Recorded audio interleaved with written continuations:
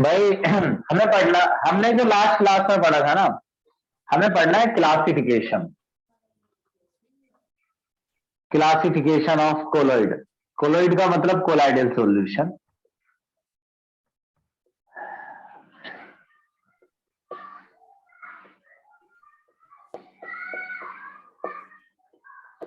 Classification का मतलब होता है ग्रुप बनाना।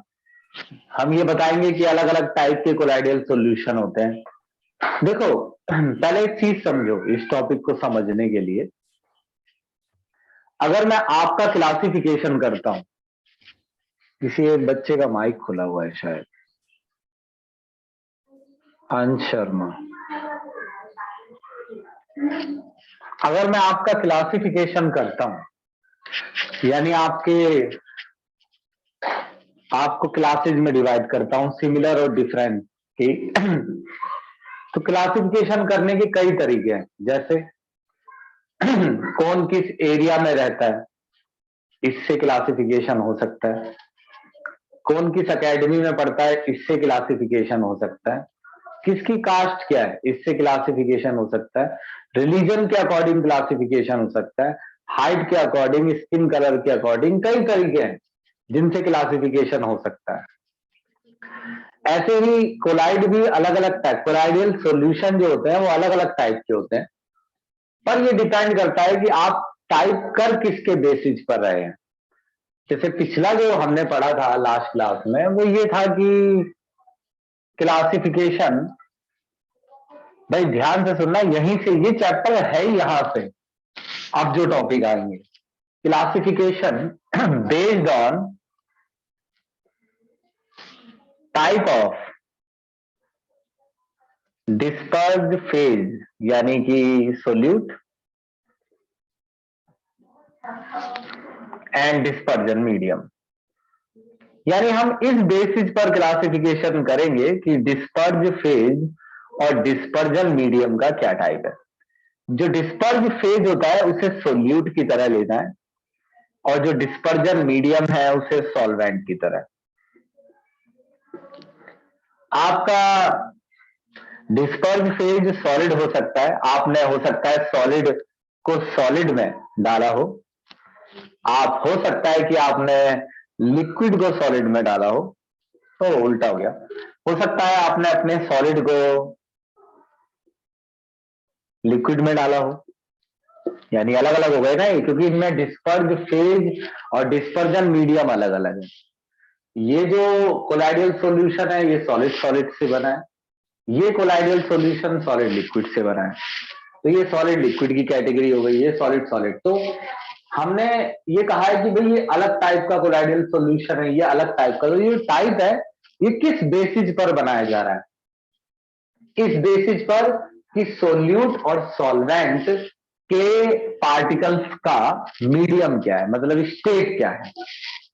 अगला, क्योंकि भाई हो सकता है सॉलिड लिक्विड गैस के साथ हो, सेम ऐसा ही आप लिक्विड के ले सकते हैं। हो सकता है लिक्विड सॉलिड के साथ हो सकता है लिक्विड, हो सकता है, हाँ लिक्विड या, हो सकता है लिक्विड लिक्विड के साथ हो सकता है लिक्विड गैस के साथ हो सकता है सॉलिड, गैस है, हो सकता है गैस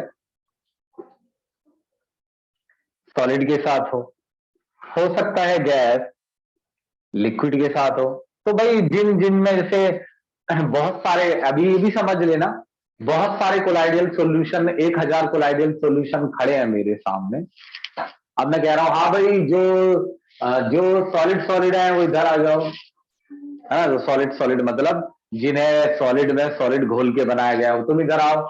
लिक्विड सॉलिड वाले कितने हैं, इधर आ जाओ बेटा। सॉलिड गैस वाले कितने हैं, इधर आ जाओ बेटा। लिक्विड लिक्विड, तुम बेटा इधर आओ। और एक और लिक्विड लिक्विड है, इधर आ जाओ बेटा। मैं भी सर लिक्विड लिक्विड हूं, तुम भी इधर आ जाओ। तो मैंने क्लासिफिकेशन कर दिया, ग्रुप बना दिए स्टेट के अकॉर्डिंग। अब इनके वही जो नाम मैंने अब आपको कल सिखाए थे, जहां सॉलिड डिस्पर्जन मीडियम से नाम आसान हो जाते हैं लिखना। सॉलिड सॉल, सॉलिड है, सॉलिड सॉल। फिर से मैं आपका एक चीज पर ध्यान दिलाऊंगा जब भी मैं आपसे बोल रहा हूं कि भाई मैंने कहा आपसे कि भाई खुशी शर्मा सॉलिड सॉल लेकर आओ, सॉलिड सॉल, तो खुशी शर्मा क्या खरीद के लाएगी?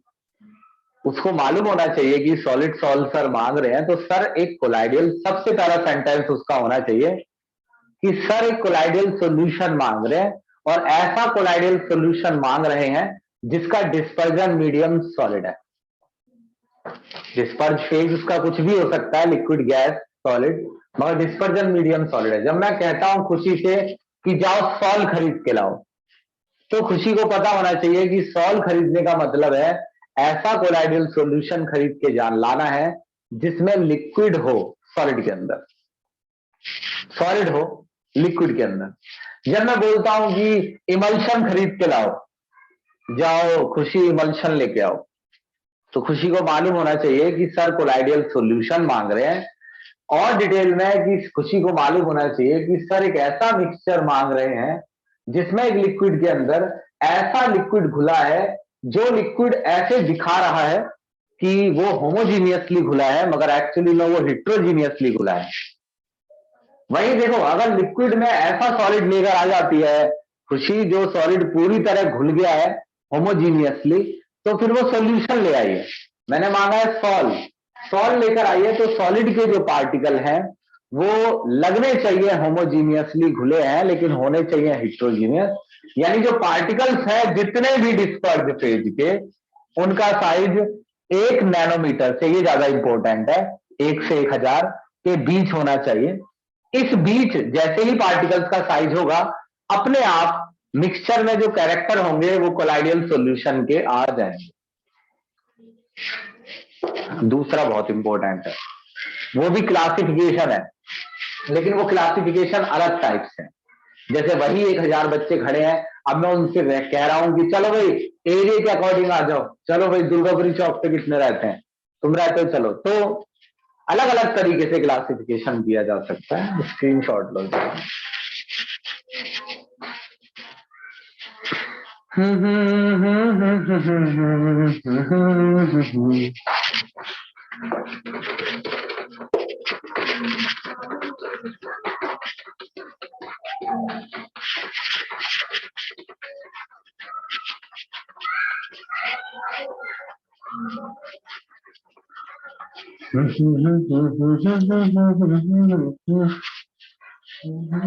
सुनो,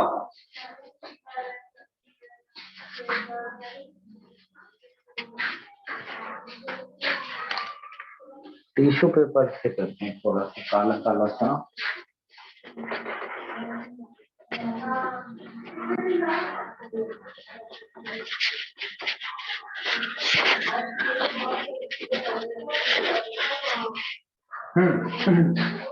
देखो, classification,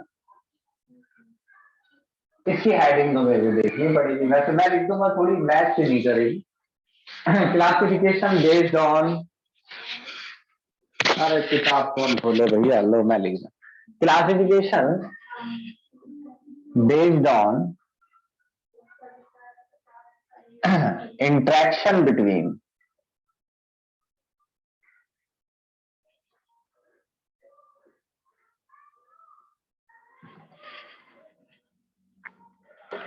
disperse phase and dispersion medium. अब इंट्रैक्शन बिटवीन मतलब क्या है, वो तो समझ के समझ में आएगा। देखो, अगर इस तरीके से क्लासिफिकेशन करोगे ना, जैसे मैं 1000 बच्चों का क्लासिफिकेशन कर रहा हूं, चलो भाई मेल और फीमेल के अकॉर्डिंग करेंगे, तो फिर तो 2 ही ग्रुप बन पाएंगे। तो इस तरीके से भी 2 ही ग्रुप बन पाते हैं। जैसे मेल फीमेल के अकॉर्डिंग करते हैं, तो क्लासिफिकेशन की लिमिट होती है ना, कि अब आप कह रहे हैं हम एलिमेंटों को मेटल नॉन मेटल के बेसिस पर क्लासिफाई करेंगे, तो 2 ही ग्रुप बनेंगे फिर तो, मेटल नॉन मेटल। पिछले वाले तरीके से कई ग्रुप बन गए थे, solid solid, solid liquid, solid gas का अलग ग्रुप था, गैस लिक्विड, लिक्विड गैस। इसमें 2 ही बन पाएंगे, एक लियोफिलिक, लियोफोबिक। भाई ऐसा होता है कि जिस समय कोई बात सुननी होती है उस समय बच्चे अलर्ट नहीं होते हैं, उन सभी बातों को ना सोचते हुए मैं आपसे एक बात कहता हूं कि इस समय जो मैं समझा रहा हूं यही चीज आपको आगे का सारा चैप्टर समझाएगी। और आगे जो चैप्टर है मतलब आज से वही चीज समझने के लिए आपने ट्यूशन लगाया हुआ है। शायद पीछे का तो आप समझ भी लेते, लेकिन आगे का ये अगर आपने अपने आप पढ़ के समझा है अच्छी बात है, लेकिन वो कम समझा हुआ होगा, तो इसलिए यहां से देखना है ध्यान। लियोफिलिक का होता मतलब होता है सॉल्वेंट लविंग। ये बड़ा आसान होता है, जितनी बात मैं जैसे बोलूंगा वो वैसे ही आपको समझनी है। मैंने एक डिस्पर्जन मीडियम लिया और डिस्पर्जन मीडियम के अंदर पता नहीं है डिस्पर्जन मीडियम कौन सा है। आप एनसीईआरटी पढ़ेंगे तो वो एग्जाम्पल देते हैं, अगर वो एग्जाम्पल दें तो आप उसे याद कीजिए, ना दे तो आप उसको जनरली याद कर लीजिए। ये डिस्पर्जन मीडियम है और उसके अंदर मैंने एक सब्सटेंस डाला है, सॉलिड लिया है मैंने, यानी सॉल बनाने जा रहा हूं मैं। सॉल मैंने इसको डाला और मैं ये कहता हूं कि इस सब्सटेंस को डिस्पर्जन मीडियम बहुत पसंद है, यानी डिस्पर्जन मीडियम के पार्टिकल इस सब्सटेंस के पार्टिकल्स को अच्छे से अट्रैक्ट करते हैं। तो डिस्पर्जन फेज और डिस्पर्जन मीडियम के बीच जो इंटरेक्शन है वो गुड है, अच्छा इंटरेक्शन है। क्लासिफिकेशन बेस्ड ऑन इंटरेक्शन, यानी इंटरेक्शन अच्छा है। तो जब ऐसा होता है तो बड़ी आसानी से ये पार्टिकल छोटे टुकड़ों में टूट जाते हैं। छोटे टुकड़े का मतलब यहां पर यह है कि अपने आप काफी स्मॉल हो जाना। स्मॉल ये क्यों हो जाना चाहते हैं? क्योंकि ये डिस्पर्जन मीडियम को ज्यादा से ज्यादा अपने चारों तरफ डिस्पर्जन मीडियम की प्रेजेंस चाहते हैं। आप अगर समझना चाहें तो ऐसा है कि अगर एक पार्टिकल ये वाला 1,00,000 पार्टिकल्स का कलेक्शन है, तो उन 1,00,000 में से कई ऐसे होंगे जो बीच में फंसे होंगे और उनका डिस्पर्जन मीडियम से कांटेक्ट नहीं हो पा रहा होगा। अगर ये 1,00,000 टूटकर छोटे छोटे ग्रुप्स में बढ़ जाएं तो ज्यादा से ज्यादा पार्टिकल डिस्पर्जन मीडियम के कांटेक्ट में आ जाएंगे। इसीलिए स्मॉलर ग्रुप में डिवाइड हो रहे हैं, ज्यादा से ज्यादा पार्टिकल चाहते हैं कि डिस्पर्जन मीडियम के डायरेक्ट कांटेक्ट में आ जाए। और ये पार्टिकल अपने आप ही 1 नैनोमीटर से लेकर 1,000 नैनोमीटर की डायमीटर तक ब्रेक डाउन हो जाएंगे। कुछ नहीं करना है, अपने आप हो जाता है। अब ये लियोफिलिक है, सॉल्वेंट लविंग। पार्टिकल अपने आप 1 नैनोमीटर से 1,000 के बीच आ गए। एक बात मैं इस पार्टिकल के बारे में बताता हूं, सुनना। ये पार्टिकल कितना बड़ा है? अगर ये इस रेंज में है और मान लो कि ये लगभग 1,000 की तरफ है, तो ये कितना बड़ा है? ये इतना बड़ा होता है कि आसानी से नजर आ जाएगा माइक्रोस्कोप से, या बहुत अच्छे से आंख लगाओगे ना लाइट डालकर कोलाइडल सॉल्यूशन पर, तो भी दिख सकता है। बहुत छोटा होता है लेकिन फिर भी इसके चांसेस होते हैं दिखने के। तो ये मॉलिक्यूल तो नहीं हो सकता, क्योंकि मॉलिक्यूल तो इतना बड़ा नहीं होता, ना ही ये एटम हो सकता है। अगर ये साइज में इतना बड़ा है कि आसानी से माइक्रोस्कोप या लाइट डालने पर तेज ये दिख सकता है, तो फिर ये पार्टिकल बहुत सारे मॉलिक्यूल्स का कलेक्शन हो सकता है। तो ये मैनी पार्टिकल लिख देता हूं, क्योंकि मुझे नहीं पता ये बहुत सारे एटम है या बहुत सारे मॉलिक्यूल। ये एक जरूरी बात है, ये बहुत सारे पार्टिकल्स का कलेक्शन है। अभी भी ये अलग नहीं हुए हैं, इस रेंज तक अलग हो गए हैं। जैसे आप कहें कि कुछ पार्टिकल ऐसे भी तो होंगे सर जो 1 नैनोमीटर से भी छोटे टूट गए होंगे। हाँ, ऐसे भी होंगे। तो उनका क्या होगा? कुछ नहीं, वो सॉल्यूशन कैटेगरी में चले गए हैं। यानी अंदर कुछ पार्टिकल ऐसे भी हैं जो डिजॉल्व हो गए, जो परमानेंटली यूनिफॉर्मली डिस्ट्रीब्यूटेड रहेंगे। तो उनका क्या करना है? कुछ नहीं है जी, पड़े रहने दो। ज्यादातर पार्टिकल तो कोलाइड रेंज में है ना, कुछ 1,000 नैनोमीटर से बड़े हैं। नीचे एक मोटा सा मुझे गुच्छा सा दिख रहा है, ये नहीं भूला ना, ये कोलाइड रेंज में है। लेकिन ज्यादातर किस रेंज में है? कोलाइड। तो क्या प्योर कोलाइडल सॉल्यूशन नहीं बनाया जा सकता? बनाया जा सकता है, इसका प्योरिफिकेशन किया जा सकता है, ज्यादा बड़े छोटे पार्टिकल्स को हटाया जा सकता है, आगे करेंगे।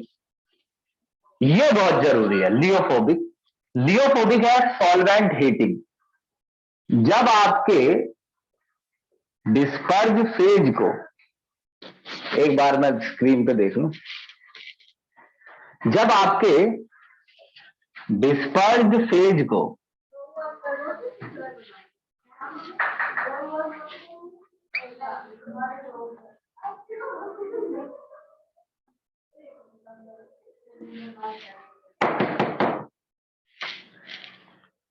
अगर आप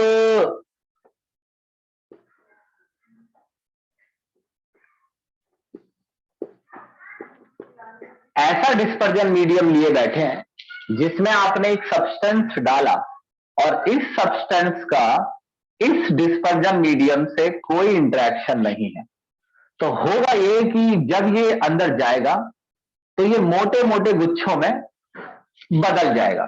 कई टुकड़े भी हो सकते हैं, ज्यादातर टुकड़े नीचे बैठ जाएंगे।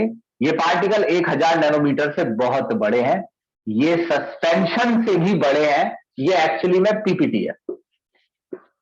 पीपीटी ये कुछ नहीं है। पीपीटी क्या होता है? पीपीटी होता है जबरदस्ती किसी लिक्विड में सॉलिड को पेल दिया, तो सॉलिड थोड़ा बहुत टूट जाता है, छोटे छोटे टुकड़ों में पड़ा रहता है अंदर बेचारा, तो ये पीपीटी बना दिया तुमने। तो क्या करें इसका? क्या इसे बनाया जा सकता है? यानी इन दो सब्सटेंसों को मिलाकर वो बनाया जा सकता है कोलाइडियल सॉल्यूशन? हाँ, अब देखना ध्यान से कैसे। जो भी मैं बात बताऊंगा वो बिल्कुल करेक्ट होगी 100%। उसमें ज्यादा समस्याएं ना निकालते हुए आप उसका यूज करना आगे, जो मैं बताऊंगा बिल्कुल 100% करेक्ट होगा। देखना ध्यान से। जब पीपीटी बन जाता है ना, तो पीपीटी को कोलाइडल सॉल्यूशन बनाया जा सकता है। इसे एक तरीके से ये समझ लीजिए कि आपके पास प्रेसिपिटेट है और प्रेसिपिटेट से आपने कोलाइडल सॉल्यूशन बनाना है।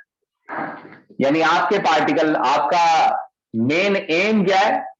आपके पार्टिकल बहुत बड़े हैं साइज में और ये टूटे क्यों नहीं है और ज्यादा? क्योंकि इनका इंटरेक्शन अच्छा नहीं है, तो ये इनके बीच कोई संबंध नहीं है, ये एक दूसरे को अट्रैक्ट नहीं कर रहे हैं, पसंद नहीं करते हैं। समझ, पसंद ना करने का मतलब जैसे ऑयल पानी को पसंद नहीं करता है, कोई मतलब नहीं एक दूसरे से।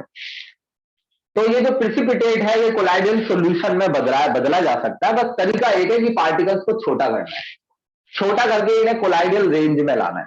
इन्हें कोलाइडल रेंज में लाने के लिए क्या करना है देखिए, और कोलाइडल सॉल्यूशन नाम का ये चैप्टर, ये टॉपिक सरफेस केमिस्ट्री में कैसे आ गया ये देखना है। इसकी स्क्रीनशॉट लीजिए।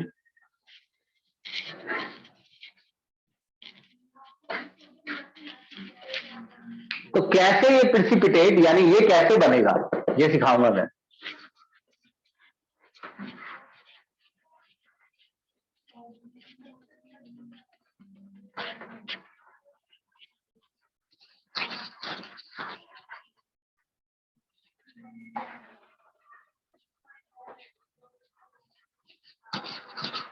सुनो, थोड़ी सी ये सफाई कर दूं, ये ब्लैक ब्लैक।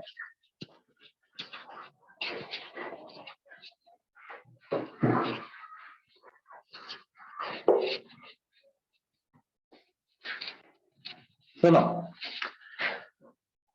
तो लियोफोबिक को बना रहा हूं मैं, और लियोफोबिक बनाते समय मैं प्रेसिपिटेट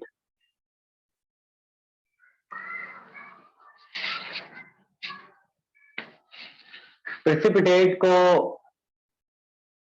कोलाइडल सॉल्यूशन में बदल रहा हूं। ऐसे रट्टा मारना है जिसका, मैंने कहा इसमें ज्यादा कमियां नहीं निकालनी है, इसका यूज करना है। जैसा मैं बोलूं सीधा सीधा याद करना, देखना, सुनने पे गौर करना कि मैं क्या बोलता हूं, अगर आपको अपने लिए कुछ आसान करना है। एक काम कीजिए कि यहां पर जो पीपीटी बना है आपका, ये बड़े बड़े जो पार्टिकल्स हैं इनको पहले ऐसे ऊपर ही सजा लीजिए। यहाँ ये पीपीटी है, इन पे क्लियरली लिख लीजिए ये पीपीटी का सरफेस है। और बड़ा कर लीजिए पार्टिकल्स को, क्योंकि रिकॉर्डिंग में कम दिख रहा होगा जूम पर। ये पीपीटी है जी, लिखा है। ऊपर मैंने एक इलेक्ट्रोलाइट डाला।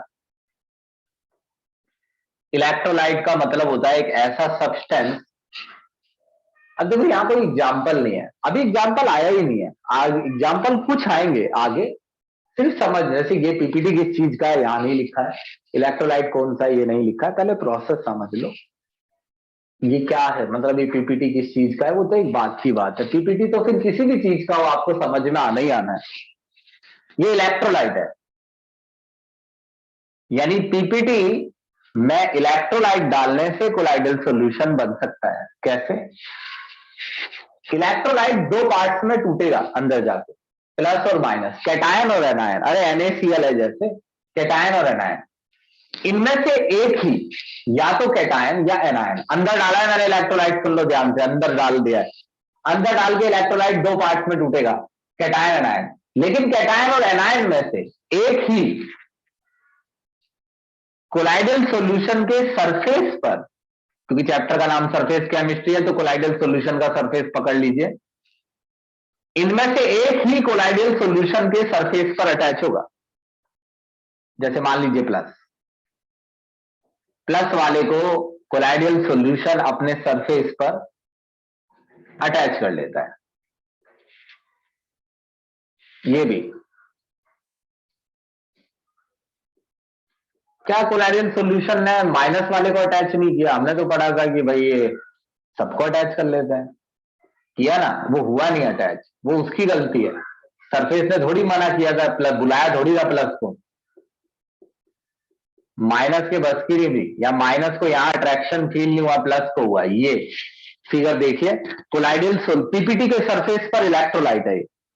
अब इलेक्ट्रोलाइट क्या करेगा, और ये माइनस कहां जाएंगे? डिस्पर्जन मीडियम में, याद रखने वाली बात है, डिस्पर्जन मीडियम में माइनस फैला हुआ है, यानी आपके कोलाइडियल पार्टिकल्स तो प्लस हो गए और डिस्पर्जन मीडियम माइनस।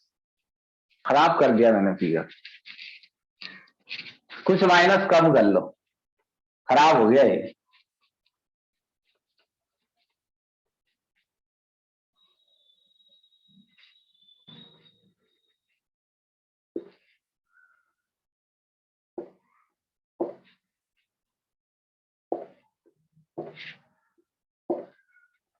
अच्छा, ये जो पार्टिकल्स हैं इनके बारे में एक बात बताता हूं। ये एक बर्गर है, पार्टिकल्स को बर्गर की तरह, बहुत बड़ा बर्गर है, पिज्जा है ये बहुत बड़ा। और ये है शरारती बच्चे जो पिज्जा को पकड़ के बैठे हैं अपना अपना टुकड़ा लेने के लिए। सभी पिज्जा से चिपके हुए हैं और ये एक दूसरे को मार रहे हैं, यानी एक दूसरे को ये आयन रिपेल करते हैं ना, प्लस वाले।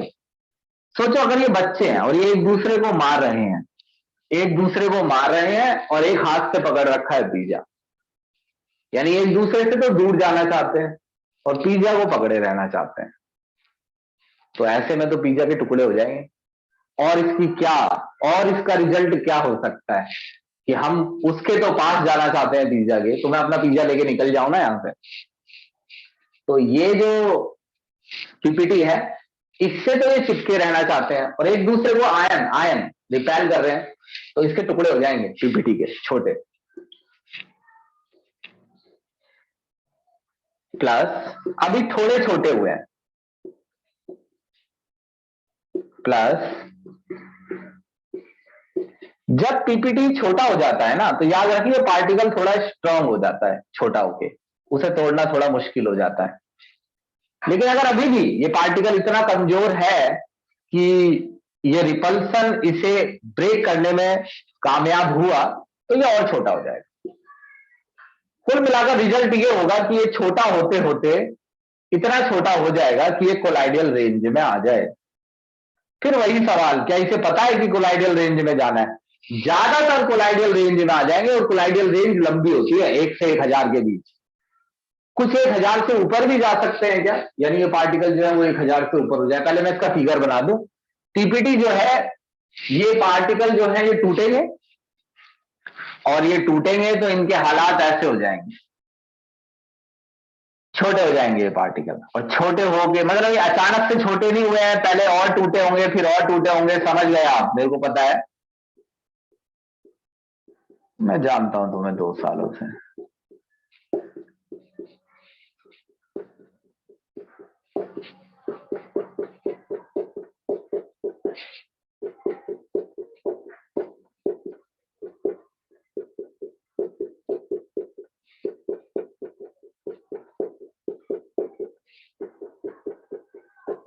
ये 1 नैनोमीटर से 1000 के बीच है सारे पार्टिकल। क्या कोई पार्टिकल ऐसा नहीं है जो 1 नैनोमीटर से छोटा हो? मैंने कहा ना, होंगे, कम होंगे ऐसे, वो इंप्योरिटी में आ जाएंगे। जो 1 नैनोमीटर से छोटे हैं वो घुल गए हैं, वो सॉल्यूशन बना चुके हैं, डिजॉल्व हो गए हैं। जो 1000 नैनोमीटर से ऊपर है वो सस्पेंशन की कैटेगरी में है या पीपीटी की कैटेगरी में। वो सब होते हैं अंदर, सारे पार्टिकल ऐसे ही थोड़ी हैं। तो ये ज्यादातर ऐसे हैं, फिर भी ये कोलाइडियल सॉल्यूशन कहलाएगा ना, क्योंकि इसमें ज्यादातर पार्टिकल ऐसे हैं। तो पीपीटी का इलेक्ट्रोलाइट में एक बार स्टोरी बता दूं, ये एक पीपीटी था, फिलहाल ये पीपीटी ही है। पीपीटी को नहीं रटना, ऐसे याद करना है। पीपीटी ने इलेक्ट्रोलाइट डाला, पीपीटी इलेक्ट्रोलाइट से एक ही आयन एब्जॉर्ब करता है, कैटायन या एनायन, एक ही। कैटायन इसने एब्जॉर्ब कर लिया, एनायन डिस्पर्जन मीडियम में अपनी इधर उधर फैला है। जो कैटायंस है वो एक दूसरे को रिपेल कर रहे हैं और साथ साथ इस पार्टिकल से अटैच भी रहना चाहते हैं। अगर ऐसा हुआ कि एक दूसरे को रिपेल भी करना चाहते हैं और पीपीटी से अटैच भी रहना चाहते हैं, तो पीपीटी के टुकड़े होने तय हैं। टुकड़े बहुत बड़े होते हैं पहले, फिर वो धीरे धीरे छोटे और छोटे होते जाते हैं। लास्ट में पार्टिकल इतना छोटा हो जाता है कि उसे और तोड़ना आसान नहीं होता है। टुकड़े अलग अलग साइज के भी हो सकते हैं, 1 से 1000 नैनोमीटर में बहुत साइज होते हैं, लेकिन वो सभी कोलाइडियल रेंज में है। और अगर 1 से नीचे हो जाए तो कुछ पार्टिकल सॉल्यूशन रेंज में आ जाएंगे, खुद 1000 से ऊपर हो जाए तो कोलाइडियल उसमें सस्पेंशन। इस समय माइनस वाले पार्टिकल कहां गए भाई? ऑब्वियस सी बात है, यहीं पर मौजूद है, डिस्पर्जन मीडियम में। अब आप एक चीज सीखेंगे और मैं आपको अलर्ट कर रहा हूं बड़े प्यार से, कोई जल्दी नहीं है। एक तो ये बात अगर आप सीख लें तो आप सरफेस केमिस्ट्री चैप्टर आपका है आगे पक्का, ये मैं बस दिखा दूंगा, कोई दिक्कत नहीं है, रट लीजिए इसे। और है क्या इसमें रटने में? रट गया है। पीपीटी में इलेक्ट्रोलाइट डाला, इलेक्ट्रोलाइट ने एक ही आयन एब्जॉर्ब किया, कैटायन या एनायन। जो भी कैटायन या एनायन पीपीटी ने एब्जॉर्ब किया उसके पीपीटी ने टुकड़े कर दिए और वो कोलाइडियल रेंज में आ गया, 1 से 1000 के बीच। कोई सवाल आपके मन में उठा होगा इस बीच में? तो अधिकतर चीजों का जवाब मैंने दिया है अपने आप ही। अब देखिए तो अब ये लग रहा है कि सरफेस केमिस्ट्री में आया है। ये लियोफोबिक है, ये लियोफोबिक बनाया गया। आप जानते हैं ये पार्टिकल अलग नहीं रहना चाहते। यहां से आपको सुनना है ध्यान से, दोबारा, है ना, यहां से सुनना है अब जब मैं बोल रहा हूं। ये पार्टिकल अलग नहीं रहना चाहते हैं। आप जानते हैं इनकी स्टोरी, ये कहां से आए हैं, जुड़े हुए रहते हैं। ये अलग रहना भी नहीं चाहते हैं, क्यों? क्योंकि इन्हें डिस्पर्जन मीडियम पसंद नहीं। तो क्या गारंटी है कि ये अलग रहेंगे, कितनी देर तक रहेंगे? गारंटी है, क्योंकि ये लेयर से कवर है प्लस प्लस के, और ये लेयर इन्हें रिपेल करती है। ये रिपल्सन इन्हें जुड़ने नहीं देता है। अगर ये जुड़ गए तो ये दोबारा पीपीटी बन सकते हैं। यानी यही कैटायन अगर मैं हटा दूं, यही, ये आगे आएगा चैप्टर, कोएगुलेशन कहते हैं इसे टॉपिक को। यही कैटायन अगर मैं हटा दूं तो वापस पीपीटी बन जाएगा, मगर मैं नहीं हटाऊंगा और ना ही मैं ऐसा कुछ करूंगा कि ये हटे। कुछ क्या कर सकता हूं मैं इसे हटाने के लिए? बहुत कुछ है, लेकिन कुछ सिंपल बातें बताता हूं। आप इसे ज्यादा हिलाइए नहीं पकड़ के। अगर आप इसे ज्यादा हिलाएंगे तो ये प्लस प्लस लेयर टक्कर मार मार के एक दूसरे को अलग कर देंगी, और ये जो प्लस जब अलग होंगे तो ये माइनस को ढूंढने लगेंगे और ये प्लस माइनस से अटैच होने लगेगा। फिलहाल ये बड़े अच्छे से सजाया गया है, प्लस को अच्छे से लगा दिया गया है, माइनस अपनी जगह पर। ज्यादा डिस्टरबेंस क्रिएट करोगे तो कुछ भी गड़बड़ हो सकती है। अब ये यहीं पर ही सीखिए कि डिस्टरबेंस में क्या हो सकता है। एक तो देखो, जब मैंने इसे बनाया तो इसमें बहुत सारी इंप्योरिटी है। पहली बात तो ये समझो, कुछ पार्टिकल 1 नैनोमीटर से छोटे हैं, वो कोलाइडियल रेंज के नहीं है, कुछ 1000 से बड़े। कुछ और भी चीजें हो सकती हैं जो अंदर मौजूद है। दो चीजों को मिक्स करने पर अगर ये दोनों चीजें प्योर नहीं हुई तो कुछ और भी चीजें अंदर मौजूद हो सकती हैं। जो पार्टिकल साइज में बहुत बड़े हैं उन्हें तो ऐसे ही हटाया जा सकता है सिंपली। अंदर पत्थर पड़ा है तो मैं हाथ से उठा के बाहर कर सकता हूँ। जो बड़े हैं उन्हें तो बड़ी आसानी से हटा, जो दिख नहीं रहे हैं और अंदर मौजूद है, प्रॉब्लम उनकी है। तो सबसे पहले तो इस कोलाइडियल पार्टिकल में इंप्योरिटी है, याद रखिए इसके अंदर इंप्योरिटी है। इंप्योरिटी में आता है जो पार्टिकल इस रेंज के ना हो, और कुछ भी इंप्योरिटी में आ जाता है। और सबसे बड़ी इंप्योरिटी इसके अंदर है एक्स्ट्रा कैटायन और एनायन। अब आप ये देखिए कि प्लस चार्ज यहां पर अटैच है, यहां पर अटैच है, यहां पर अटैच है। प्लस चार्ज ने इनके छोटे छोटे टुकड़े कर दिए और इन्हें मिलने से भी रोक रहा है। एक मिनट के लिए इमेजिन कीजिए कि मैं ढेर सारा प्लस अगर अंदर डालूं, ढेर सारा, और प्लस डाल दूं अंदर, सब कुछ सही चल रहा था और प्लस डालूं, और प्लस डालूंगा तो इनके बीच और रिपल्सन बढ़ेगा। रिपल्सन होना चाहिए, दो बच्चे एक दूसरे से दूर बैठते हैं, उनके बीच रिपल्सन होना चाहिए ताकि वो एक दूसरे से दूर रहें और पढ़े, क्लास में बैठ ना जाए एक दूसरे के ऊपर। लेकिन अगर वो बच्चे ज्यादा ही रिपेल कर रहे हैं एक दूसरे का मतलब है, तो उसका मतलब है लड़ाई, एक दूसरे को धक्का देना, और उससे क्लास डिस्टर्ब हो जाएगी। ज्यादा पॉजिटिव यानी ज्यादा कैटायन और ज्यादा एनायन अगर अंदर मौजूद होगा तो वो इसकी स्टेबिलिटी के लिए अच्छा नहीं है। एक छोटा सा एग्जांपल देता हूं, अगर मैंने ज्यादा कैटायन तेल दिया तो वो कैटायन यहां अटैच होने की कोशिश करेगा, पार्टिकल्स को और छोटा भी कर सकते हैं ऐसे में कैटायन। दूसरी बात, कैटायन एक दूसरे को रिपेल कर रहे हैं और ये जरूरी है इनके अलग रहने के लिए, लेकिन अगर रिपल्सन ज्यादा होगा तो लेयर डिस्टर्ब हो जाएंगी।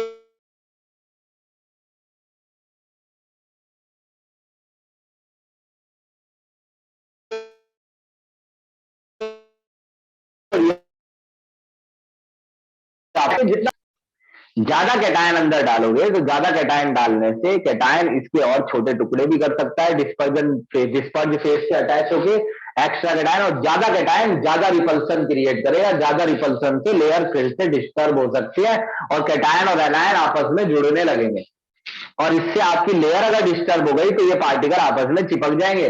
तो ज्यादा इलेक्ट्रोलाइट नहीं होना चाहिए, इलेक्ट्रोलाइट बहुत कम होना चाहिए, जितने की रिक्वायरमेंट है बस। तो एक्स्ट्रा इलेक्ट्रोलाइट है क्या अंदर? हाँ जी, क्योंकि अभी आपने जो इलेक्ट्रोलाइट डाला है आपको नहीं मालूम था कि इलेक्ट्रोलाइट कितना डालना है, आपने इस समय एक्स्ट्रा इलेक्ट्रोलाइट डाल रखा है, उस इलेक्ट्रोलाइट को हटाना पड़ेगा। ये लियोफोबिक टॉपिक है। ये दूसरे टाइप का सॉल है, और इस सॉल के अंदर खासियत है कि डिस्पर्ज फेज और डिस्पर्जन मीडियम एक दूसरे को पसंद नहीं करते। दूसरे वाले में डिस्पर्ज फेज और मीडियम एक दूसरे को पसंद करते थे।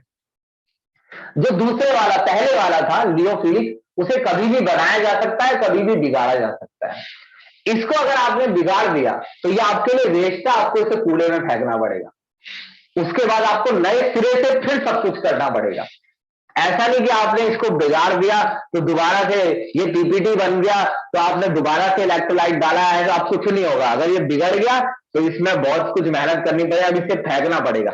ये इरिवर्सिबल है, वो पहले वाला रिवर्सिबल था। अब बताइए, बातें समझ में आई? जल्दी बताओ मुझे, फिर आगे बढ़ाऊंगा तेजी से।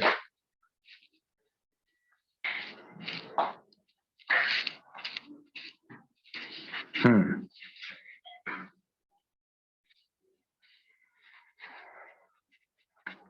ठीक है।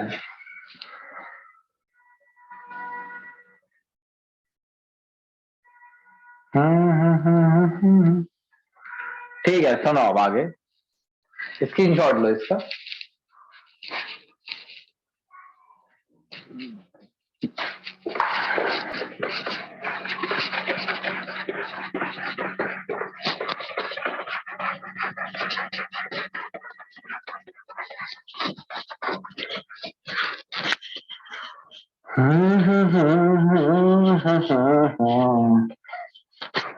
आप सुनिए, अगला क्लासिफिकेशन सुनिए, थोड़ा लंबा है लेकिन उतना लंबा रहने नहीं देंगे हम उसे।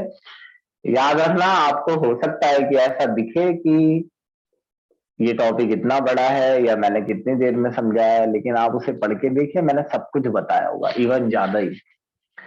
क्लासिफिकेशन तीसरा टाइप का क्लासिफिकेशन है, classification based on nature of particle of dispersed phase. Dispersed phase के पार्टिकल का क्या नेचर है? आपने ध्यान दिया, डिस्पर्स्ड फेज की बात चल रही है सिर्फ। पढ़ के ज्यादा समझ में आएगा, अभी हेडिंग से तो इतना नहीं पता चलेगा। ये तीसरा क्लासिफिकेशन। एक फिगर बनाता हूं मैं, बल्कि 3 बनाता हूं। जैसे ये आपका एक कोलाइडियल सॉल्यूशन है, ये पक्का कोलाइडियल सॉल्यूशन ही है, तो आपको इसमें डरने वाली कोई बात नहीं है। अब इसमें ये पार्टिकल है कोलाइडल रेंज में, कोलाइडियल रेंज में, कोलाइडन, कोलाइडियल, पता नहीं क्या क्या नाम है इनके। ये कोलाइडियल रेंज में है पार्टिकल 1 से 1000 के बीच। लेकिन मैंने आपसे क्या कहा, सवाल है क्या ये पार्टिकल एक ही मॉलिक्यूल है?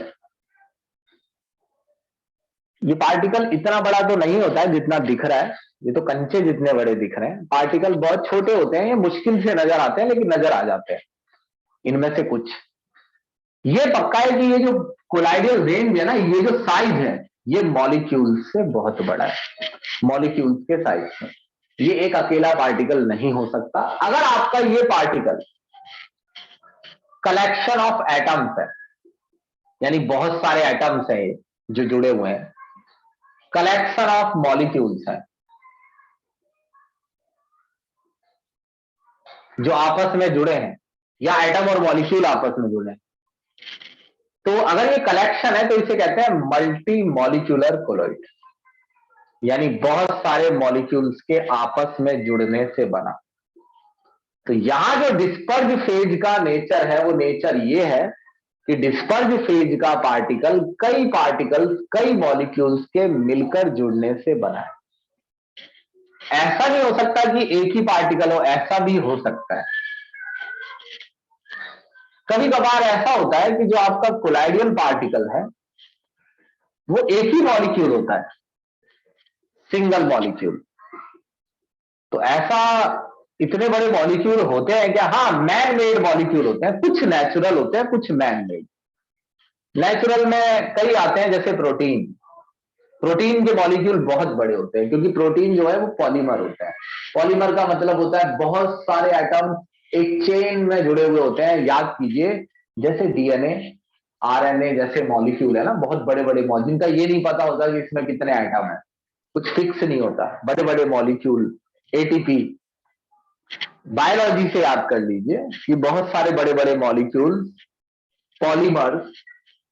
तो कुछ पॉलीमर, नायलॉन, प्लास्टिक, पॉलीथीन के मॉलिक्यूल इतने बड़े हो सकते हैं कि वो अकेले ही कोलाइडल रेंज में आ जाए। तो ये मैक्रो मॉलिक्यूलर कोलॉइड है भाई, अकेला मॉलिक्यूल ही इतना बड़ा है कि वो कोलाइडियल रेंज में आ गया।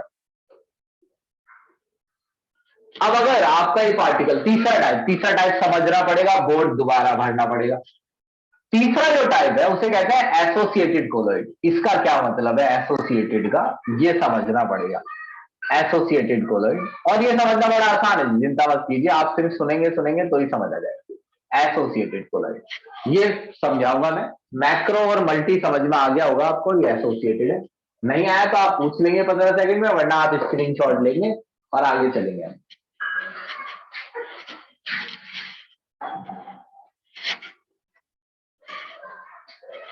थोड़ी सी मैं इंक डाल लूं भाई, क्लास चलेगी अभी, मैं तो पढ़ाई चला जाऊंगा। और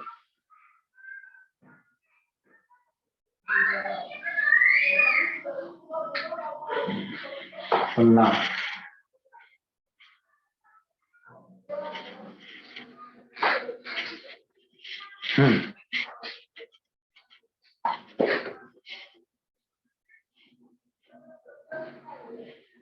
हाँ, तो एसोसिएटेड कोलॉइड पढ़ेंगे हम।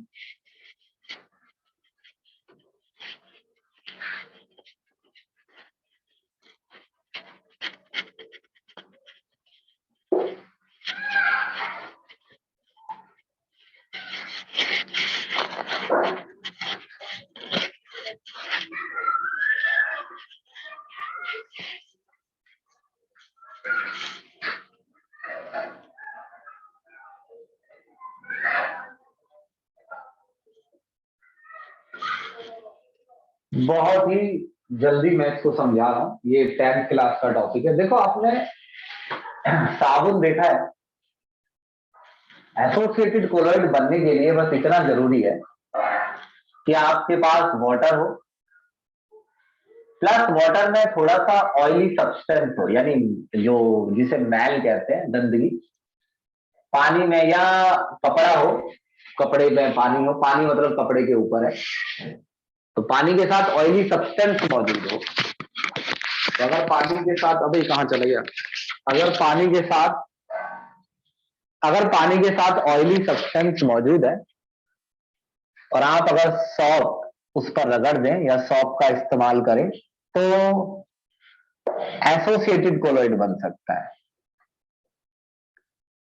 मगर उसके लिए सॉप कितना इस्तेमाल करना है वो भी समझना होता है। देखिए,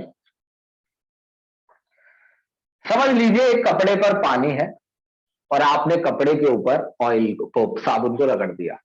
अब कपड़े के ऊपर ही एसोसिएटेड कोलॉइड बन जाएगा। अब कैसे? जो भी डर्ट होती है, डर्ट के ऊपर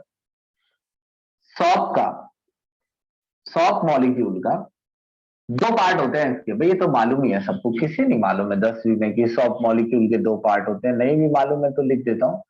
जो सॉप के मॉलिक्यूल होते हैं, जो साबुन में से निकलेंगे, वो बड़े साइज के मॉलिक्यूल होते हैं। इसमें एक ये वाला पार्ट होता है जिसे हाइड्रोकार्बन चेन कहते हैं। ये हाइड्रोफोबिक होता है, ये पानी से नफरत करता है मगर तेल से प्यार करता है। तो मैं इसे हाइड्रोफोबिक की जगह ऑयल लवर लिख देता हूं। इसे तेल से बड़ा प्यार होता है, ऑयल लवर। और ये जो आयनिक पार्ट है ये हाइड्रोफोबिक होता है, यानी वाटर लवर। तो जब आप इसे डर्ट पे रगड़ते हैं साबुन को पानी के अंदर, तो जो ऑयल होता है वो ऑटोमेटिकली पानी के मॉलिक्यूल्स की हाइड्रोकार्बन चेन को अपने अंदर अटैच कर लेता है। ये हिस्सा बाहर रहता है क्योंकि इस हिस्से को, ये आयनिक पार्ट है और इसे ऑयल पसंद नहीं है। और ऐसा नहीं है कि आप, हाँ पहले मैं ये बता दूं, बस बन गई भैया, बन गई, ये लो गया, ये कितनी है ये।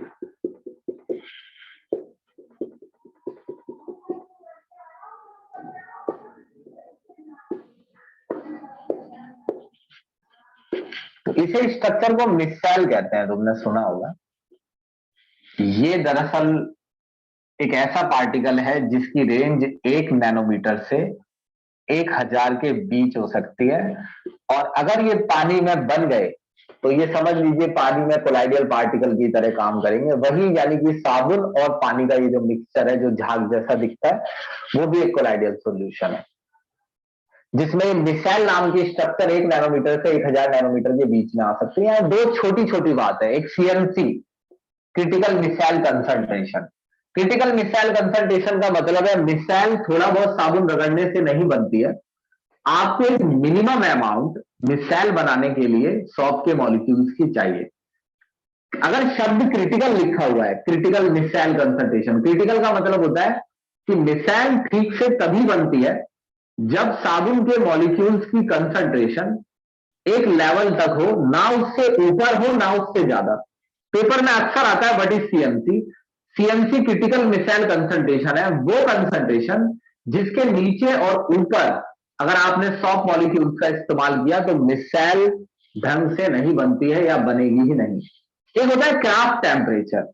अगर आपको मिसाइल अच्छे से बनानी है तो इसके लिए भी एक मिनिमम टेम्परेचर जरूरी होता है। इस टेम्परेचर के नीचे मिसाइल ठीक से प्रोड्यूस नहीं होती है। दोनों डेफिनेशन पेपर में आती है, बहुत ही आसान। फिर इसमें एक छोटी सी बात वो बता रहा है, क्लीनिंग एक्शन।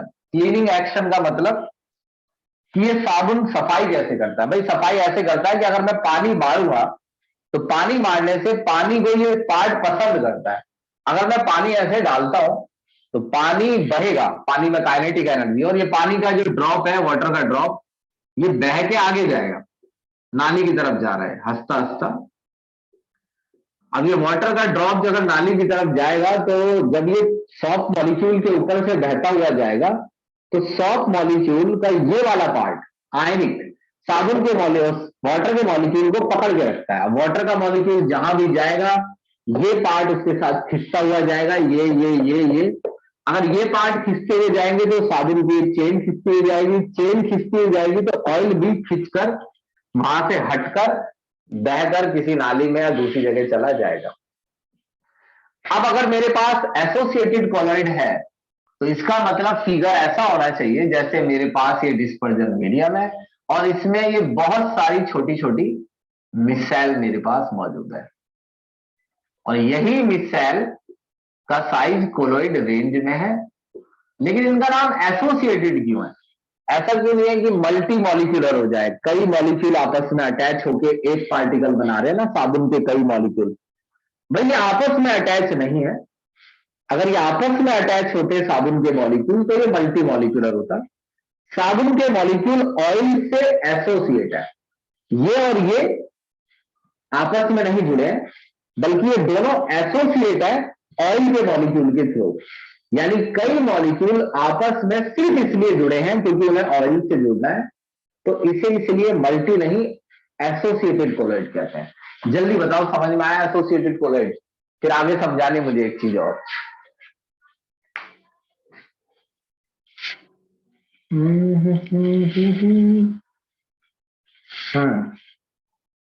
गुड, नहीं टिके रहना।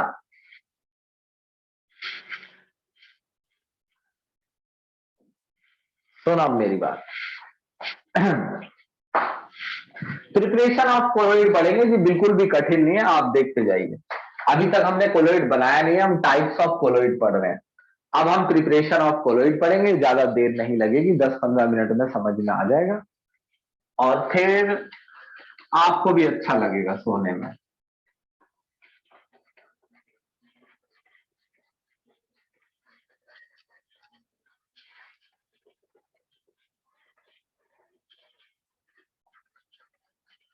देखो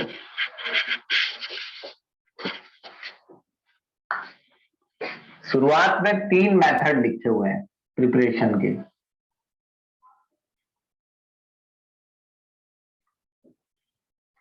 इस चैप्टर में कुछ रिएक्शंस हैं, ज्यादा से ज्यादा 5-6 7-8 होंगी, उन्हें डायरेक्ट याद कर लेना है, रट लेना है, ज्यादा रिएक्शंस नहीं है।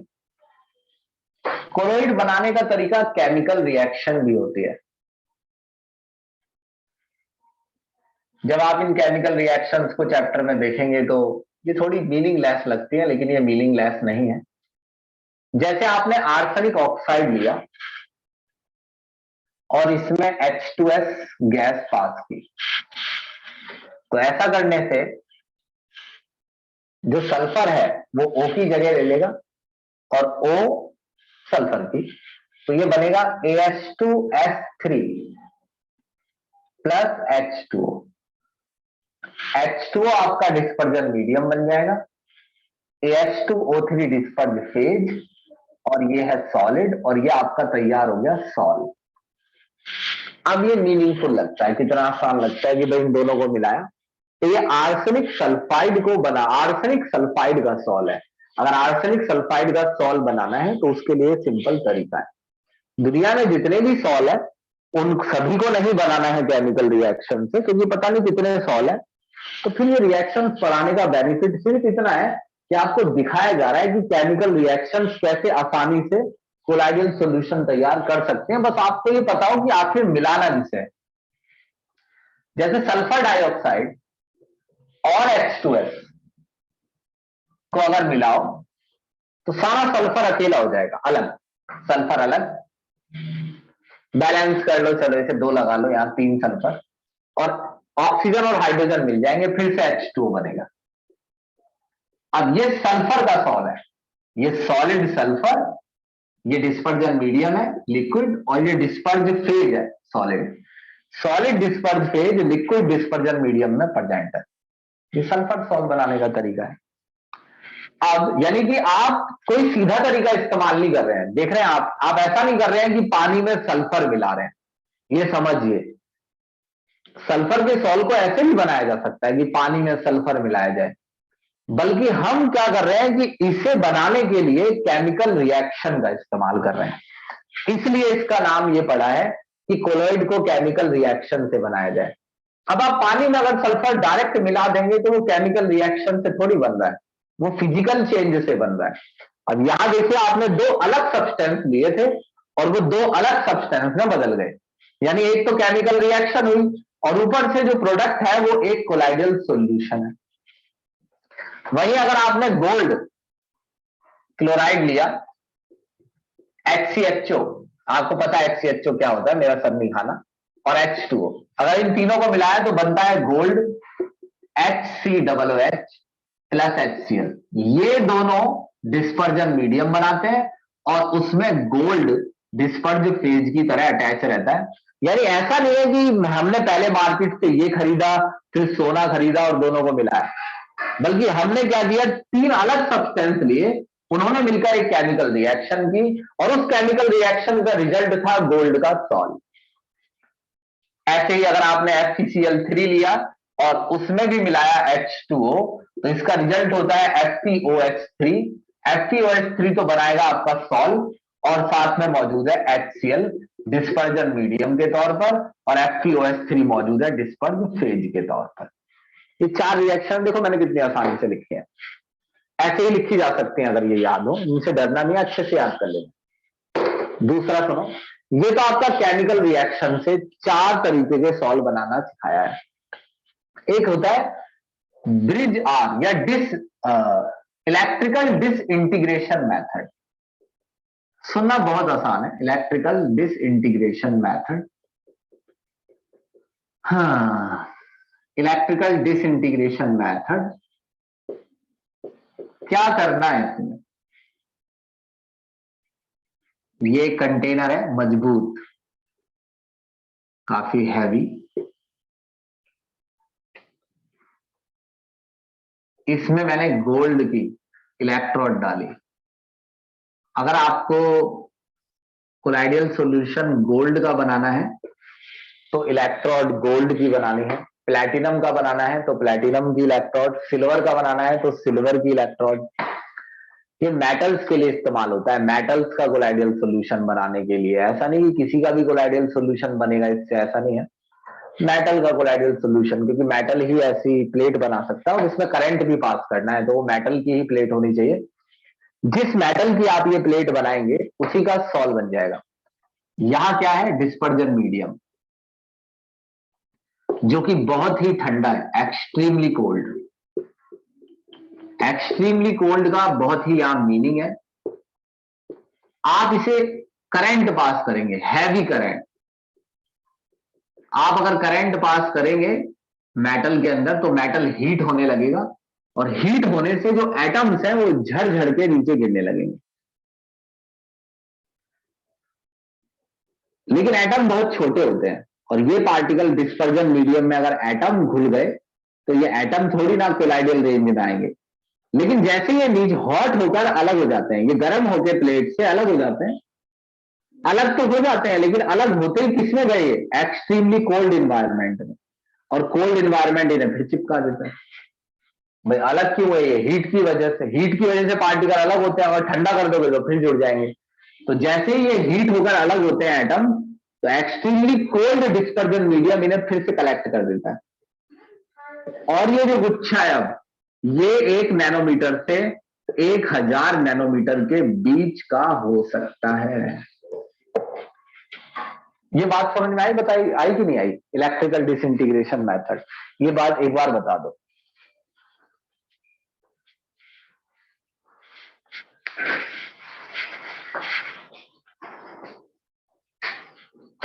आ गए, ठीक है।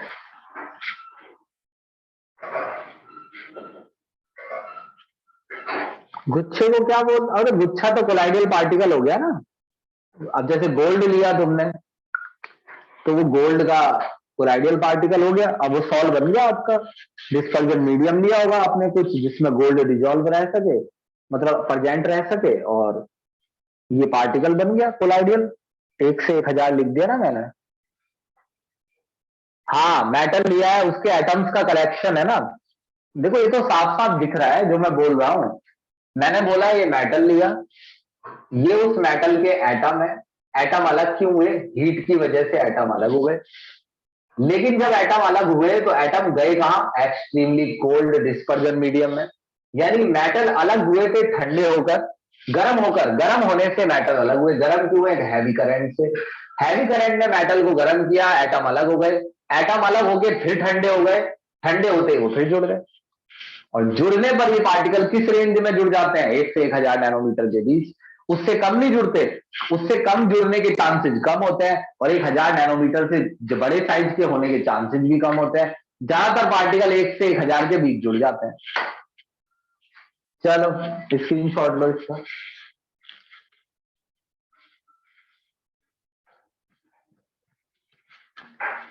भाई एक टॉपिक है पेप्टाइजेशन।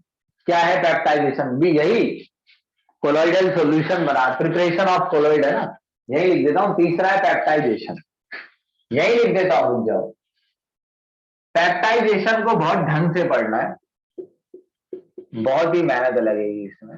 कैसे पढ़ना है? पेप्टाइजेशन का मतलब है कि आपको एक फ्रेशली प्रिपेयर्ड पीपीटी बनाना पड़ेगा पहले, और वो पीपीटी, उस पीपीटी में इलेक्ट्रोलाइट डालना पड़ेगा, और पीपीटी में इलेक्ट्रोलाइट डालने से वो कोलाइडल सॉल्यूशन में बदल जाएगा। सन 75 20 मिनट पहले आपको मैं यही पढ़ा रहा था। पेप्टाइजेशन हो गया खत्म। 2 बच्चे दोबारा आ रहे हैं, तनिष्का। बस इतना काफी है। अब मुझे लग रहा है तुम सो जाओगे, नहीं तो मैं तो पढ़ा देता। चलो कल पढ़ाऊंगा फिर अगली क्लास में, है? काफी बच्चे सो भी गए हैं ना। ठीक है ना? तो यहां तक याद रखोगे ना, पेप्टाइजेशन, ये फ्रेशली प्रिपेयर्ड पीपीटी, इलेक्ट्रोलाइट, ये सब याद रखना। बहुत जल्दी समझ में आएगा, ऐसे ही टॉपिक समझ में आएगा, लिखते ही टॉपिक समझ में आ जाएगा, थोड़ा सा समझाने और सुनने से ही। ठीक है ना भाई? फिर अगली क्लास में समझाता हूँ। अगली क्लास में 9 बजे बुलाऊंगा। ठीक है, ओके, चलो जाओ।